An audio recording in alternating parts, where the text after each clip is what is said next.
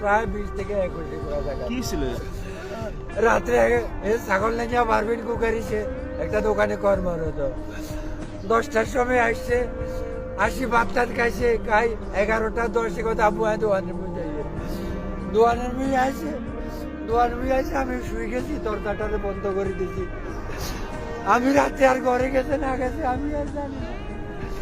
সকালবেলায় আমার এক বাতিতে আমার টাকা আমার উত্তরে পেটে মারি গেল সেখানে। তখন দাঁড়িয়ে আছি আমার হোস্টেলে বেলে আরো কয়েকজন এই পর্যন্ত আমি এখানে কি আমি আর জানি না। আপনার ছেলের সাথে কি কারোর কোনো আমার ছেলের সাথে কারো কি লেনদেন তাও আমি কিছু জানি, কোনো দুশ্মনী আছে বলি আমি জানি না। প্রতিবন্ধী ছেলে ভাইয়া, প্রতিবন্ধী ছেলে আমার ছেলে পারবেন কুকারি ছাগল চাকরি করো আমি জানি না।